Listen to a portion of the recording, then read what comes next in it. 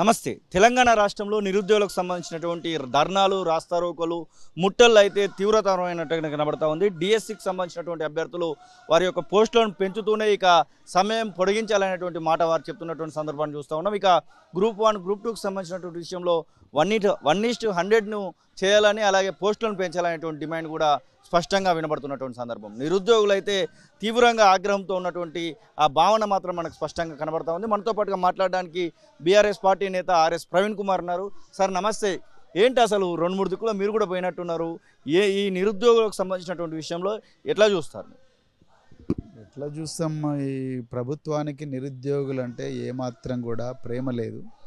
వాళ్ళను వాడుకొని నమ్మించి వాళ్ళతోని ఓట్లు వేయించుకొని వాళ్ళతోని ప్రచారం చేయించుకొని వాళ్ళ త్యాగాల పునాదుల మీద గద్దెనెక్కిన కాంగ్రెస్ ప్రభుత్వం, రేవంత్ రెడ్డి గారు ఇలా వాళ్ళ ప్రయోజనాలను పూర్తిగా విస్మరించి వాళ్ళను తీవ్రవాదులకు, ఉగ్రవాదుల కన్నా ఘోరంగా వాళ్ళను చూస్తున్నారు. ఇది చాలా చాలా బాధాకరమైన విషయం. నేను ఎందుకు ఈ మాట అంటున్నా అంటే, నిన్న రాత్రి 11 గంటల సమయంలో అమ్మాయిలు పిల్లలను పెట్టుకొని పోలీసు పెరేడ్ గ్రౌండ్లో మా డిఎస్సి పోస్ట్పోన్ చేయండి బాబు, 1 నెల పోస్ట్పోన్ చేయమని అడుగుతున్నారు. వాళ్ళు ఆ 1 నెల చేయడానికి కూడా ఏమున్నది ప్రాబ్లం ముఖ్యమంత్రి గారికి?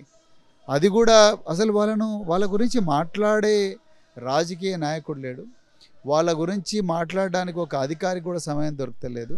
మరి ఎట్లా అవుతుంది? వీళ్ళు కేవలం అధికారులను అడ్డం పెట్టుకొని, పోలీసులను అడ్డం పెట్టుకొని నిరుద్యోగులను దౌర్జన్యం చేస్తున్నారు తప్ప ఇంకోటి కాదని నాకు అనిపిస్తూ ఉంది.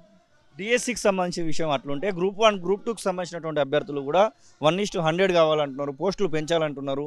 గ్రూప్ 2 విషయంలో ఖచ్చితంగా పోస్ట్పోన్ కావాల్సిందనేటువంటి డిమాండ్ వినబడతా ఉంది. వారి విషయంలో మాట్లాడాలి. ముఖ్యంగా వాళ్ళు పోస్ట్పోన్మెంట్ కన్నా ముఖ్యంగా వాళ్ళు ఏమడుగుతున్నారంటే, ఇంకా చాలామందికి అవకాశం ఇవ్వండి అంటున్నారు. ఇప్పుడు ఏమైంది, నిన్న రాత్రి ఒక అమ్మాయి చాలా ఫోన్ చేసి ఏడుస్తూ ఉన్నది. సార్, నేను 2022లో అక్టోబర్లో జరిగిన గ్రూప్ 1 ప్రిలిమ్స్లో క్వాలిఫై అయినా, 2023లో తర్వాత లీక్ అయిన తర్వాత జరిగిన జూన్ నెలలో జరిగిన గ్రూప్ 1 ప్రిలిమ్స్ కూడా నేను క్వాలిఫై అయినా, కానీ ఇప్పుడు ప్రభుత్వం పెట్టిన ప్రిలిమ్స్ ఎగ్జామినేషన్కు నేను ఫెయిల్ అయిపోయినా సార్ అని ఏడుస్తూ ఉన్నది. వాళ్ళందరూ చాలామంది కూడా ఎలక్షన్ డ్యూటీలలో బిజీగా ఉన్నారు. ప్రభుత్వ చిన్న చిన్న ఉద్యోగులందరూ కూడా ఈ ఎగ్జామ్స్ రాసిన వాళ్ళు కాబట్టి వాళ్ళకి సమయం దొరకలేదు కాబట్టి, సరే మీరు పోస్ట్పోన్ చేయటం లేదు అట్టేటప్పుడు మాకు ఎక్కువ మందికి అవకాశం ఇవ్వండి అడుగుతున్నారు. ఒక పోస్టుకు 50 మంది కాదు, ఒక పోస్టుకు 100 మందిని ఇవ్వండి అంటారు. వాళ్ళు ఎగ్జామ్ ప్రమాణాలు తగ్గించమని అంటలేరు. ప్రభుత్వం ఏమో ఏం చెప్తున్నది, లీగల్ చిక్కులు వస్తాయి, లీగల్ చిక్కులు. ఆంధ్రప్రదేశ్ పబ్లిక్ సర్వీస్ కమిషన్కు రాని లీగల్ చిక్కులు తెలంగాణ పబ్లిక్ సర్వీస్ కమిషన్కి ఎందుకు వస్తాయి? అది మరి అక్కడున్న చైర్మన్ గారికి తెలవాలి, ముఖ్యమంత్రి గారికి తెలవాలి.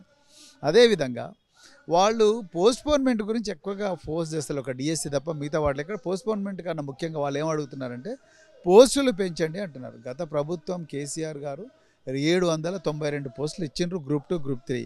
ఆ 792కు మీరే ఇదే సోమాజిగూడ ప్రెస్ క్లబ్ సాక్షిగా రేవంత్ రెడ్డి గారు ఆ రోజు మేము కూడా ఉన్నాము, మీరేమన్నారు, గ్రూప్ 2 పోస్టులు, గ్రూప్ 3 పోస్టుల సంఖ్య పెంచుతామని. ఈరోజు గ్రంథాలయ చైర్మన్ రియాజు, బల్మూరు వెంకట వీళ్ళందరూ ఉన్నారు. మరి వాళ్ళందరి సమక్షంలో జరిగిన ఈ ప్రమాణాన్ని, ఈ హామీని ఎందుకు ఇవాళ తుంగలో దొక్కిండ్రని వాళ్ళు అడుగుతూ ఉన్నారు. 2000 పోస్టులు పెంచండి అంటున్నారు, అది కూడా పెంచడం లేదు. ఇవాళ 2 నిరుద్యోగ నేతలు ఇవాళ ఆమరణ నిరాహార దీక్ష చేస్తున్నారు. ఒక ఆయన అశోక్ సాగర్ దిక్షనర్లో చేస్తున్నాడు, బక్క జడ్సన్ చిక్కట్పల్లె చేస్తున్నాడు. కనీసం వాళ్ళని పోయి పరామర్శించడం లేదు, వాళ్ళ ఆరోగ్యం బాగుందా లేదని చూడడం లేదు, నిరుద్యోగుల గురించి ఎవరు పట్టించుకోవడం లేదు. ఇలా మీరు చూడండి, డిఎస్సి అభ్యర్థులు పోలీసుల కాళ్ళు మొక్కుతున్నారు పబ్లిక్గా. అంటే కాళ్ళు మొక్కి ప్రాధేయపడాల్సిన పరిస్థితి ఎందుకు వచ్చింది అంటే, ప్రభుత్వం నిండా ముంచింది. ఆ ప్రభుత్వం ఒక మోసపూరిత విధానంతోనే ముందరికి వచ్చిందని చాలా క్లియర్గా అర్థమవుతాం. గురుకులాలకు సంబంధించి బ్యాక్లాగ్ పోస్టులను ఖచ్చితంగా భర్తీ చేయాలంటున్నారు చాలామంది అభ్యర్థులు. మాకు భర్తీ చేస్తే మాకు అవకాశం వస్తుందనేటువంటి మాట కూడా చెప్తా ఉన్నారు. ముఖ్యంగా 1200 నుంచి 1300 బ్యాక్లాగ్ పోస్టులు ఇంకా భర్తీ చేయకుండా ఉన్నాయన్నటువంటి మాట కనబడతా ఉంది. ముఖ్యంగా అసెండింగ్ ఆర్డర్, డిసెండింగ్ ఆర్డర్ సంబంధించినటువంటి విషయంలో ఇబ్బంది తలెత్తింది. ఆ పై స్థాయి పోస్ట్ వచ్చినటువంటి వాళ్ళకు కింది 2 స్థాయిలు రావడం వల్ల అవి ఖాళీలు అయినటువంటి మాట కూడా వారు చెప్తా ఉన్నారు. వారి విషయంలో మాట్లాడదు. వారికి నిజంగా అన్యాయం జరిగిందండి. ఇవాళ ప్రభుత్వం మరి రిలింక్విష్మెంట్ ఆప్షన్ మళ్ళీ అంటే ఎక్సర్సైజ్ చేయాలంటే, ముందు సెలెక్ట్ అయిన వాళ్ళకు మళ్ళీ రీఅపాయింట్మెంట్ ఆర్డర్స్ ఇవ్వాలి. అంటే వాళ్ళ ప్లేస్లు అట్లనే పెడితే లీగల్గా కాంప్లికేషన్స్ రాకుండా వాళ్ళందరికీ మళ్ళీ అపాయింట్మెంట్ ఆర్డర్స్ ఇచ్చి, దాని తర్వాత ఈ బ్యాక్లాగ్ పోస్టులన్నీ ఫిలప్ చేయాలి అర్హులైన అభ్యర్థులతో. అది వీలు కాదంటే మరి వీళ్ళందరికీ గత ప్రభుత్వంలో జరిగిన ఏదైతే ఉందో అది గత టెట్లో గత గురుకుల పరీక్షలో ఏదైతే జరిగిందో ఆ గురుకుల పరీక్షల ఒక వెయిటేజ్ ఇస్తూనే దాని బేసిస్ మీద మళ్ళీ వాళ్ళకు రిక్రూట్మెంట్ ప్రాసెస్ స్టార్ట్ చేయాలి. ఏదేమైనా ఇప్పుడు మరి రిలిక్విష్మెంట్ ఆప్షన్ ఎక్సర్సైజ్ చేయాలంటే ఆ రోజు చేయమని చెప్పినప్పుడేమో ముఖ్యమంత్రి గారు చేయలే, రేవంత్ రెడ్డి గారు. అప్పుడేమో ఎల్బీ స్టేడియంలో ఆగమేఘాల మీద మేము ఇవ్వాలి 30,000 మందికి ఉద్యోగాలు ఇచ్చినామని చూపించుకోవాలని చెప్పేసి డిఎల్కు మీరు అన్నారుగా డిసెండింగ్ ఆర్డర్ అని, ఆ డిసెండింగ్ ఆర్డర్లు చేయాలంటే చేయలే. మరి చేయనప్పుడు ఇప్పుడు సడన్గా మళ్ళీ అంటే ఇప్పుడు పోస్టులలో ఆల్రెడీ అపాయింట్మెంట్ ఆర్డర్లు ఇచ్చిన వాళ్ళకి మళ్ళీ రీఅపాయింట్మెంట్ ఆర్డర్ ఇవ్వాలంటే ఓ పెద్ద ఎక్సర్సైజ్ అది చేయగలిగితే చేయొచ్చు ప్రభుత్వం, పెద్ద నష్టమేం కాదు. మళ్ళీ వీళ్ళందరికీ ఎగ్జామ్ పెట్టాలంటే మళ్ళీ 1 year పడుతుంది.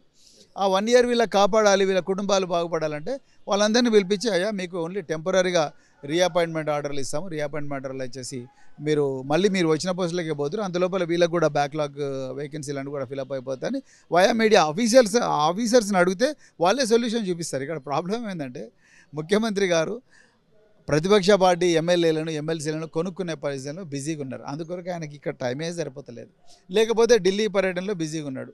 సో ఇప్పుడు ఇక్కడ మరి ఆ గద్దెనెక్కించిన పిల్లలేమో రోడ్ల మీద ఉన్నారు. సో ఈ విషయాల మీదనే సమస్య ఉంది తెలంగాణలో. ఇక నిరంతరం తెలంగాణ దురదృష్టం ఏంటంటే కేసీఆర్ గారు పోయినప్పటి నుంచి తెలంగాణలో రోజు ఎవరో ఒకరు రోడ్లు ఎక్కుతూనే ఉన్నారు. ఎందుకంటే వీళ్ళ పరిస్థితి గురించి ఆలోచించే నాదుడు ఇవాళ లేడని నాకు అనిపిస్తూ ఉన్నది.